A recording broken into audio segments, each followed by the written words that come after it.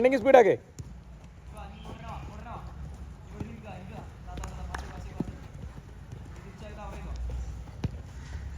ചെറിയ ടച്ച് നിൽക്കല്ലേ സുൽത്താന. റൺ ചെയ്തുകൊണ്ട് രണ്ട് കൂട്ടരും ഒരേ ലെവൽക്ക് റണ്ണിങ് വരണം.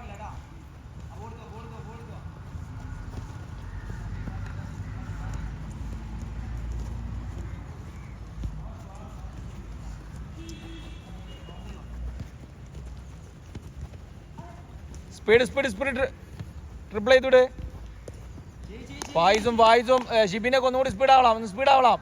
എവിടെ അഫ്ലെ നിൽക്കല്ലേ, അഫ്ലെ മൂവ് ചെയ്തുകൊണ്ട് പോട്ടെ. റയാൻ സ്പീഡാവട്ടെ. അപ്പോ അവിടെ എത്തി.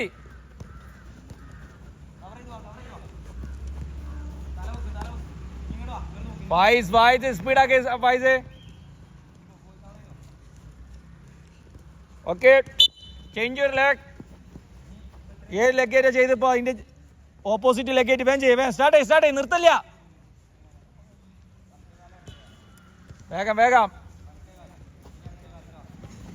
ഇടത്തെ കാലേറ്റ് ഒരേ ലെവൽക്ക് സ്പീഡ് പോളാം. നിൽക്കണെന്താ? ഓടിക്കൊണ്ടിരിക്കാൻ നിൽക്കില്ല. ഇനിയും സ്പീഡ് ആവണം കേട്ടോ. ഫായിസ് അഫ്ല എന്താണ് നിൽക്കണേ? ബോൾ വെയിറ്റ് ചെയ്ത് നിൽക്കല്ലേ. അശ്വിൻ പോട്ടെ, സ്പീഡാവട്ടെ പെട്ടെന്ന്.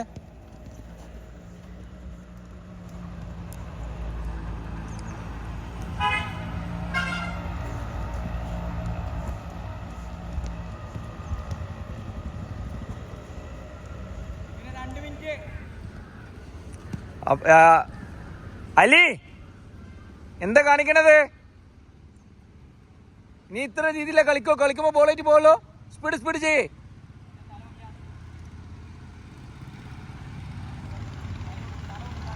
അഫ്ല അപ്പോ അതിന്റെ അടുത്ത് എത്തുന്നുണ്ട്. വേഗം പോട്ടെ. റാസിയ ഇനിയും സ്പീഡാണോ?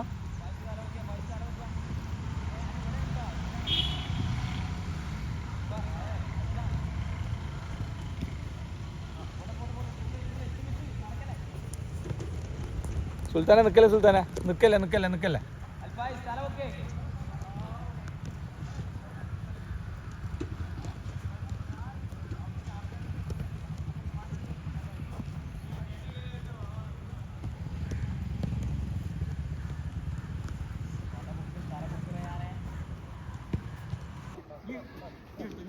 ബോൾ എൻ്റെ അടുത്ത് കിട്ടി. ഈ ബോൾ എടുത്ത് യൂസ് ചെയ്തോ. പോയി ഞാൻ വളർന്ന് വീണ്ടും ജോയിൻ ചെയ്തു. നീ അടുത്ത കിട്ടുക സ്റ്റാർട്ട് ചെയ്തോ.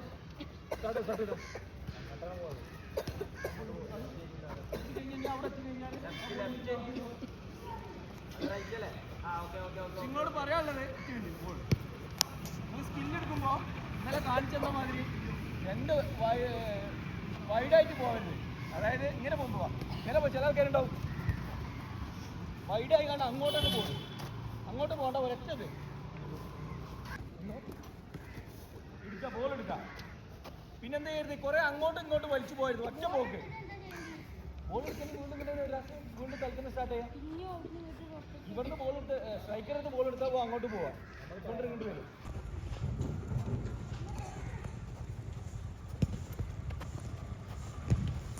അത്ര ഡിലേ ആക്കല്ലേ.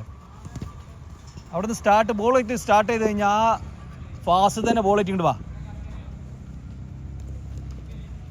ഗുഡ് സുൽത്താൻ. അതേപോലെ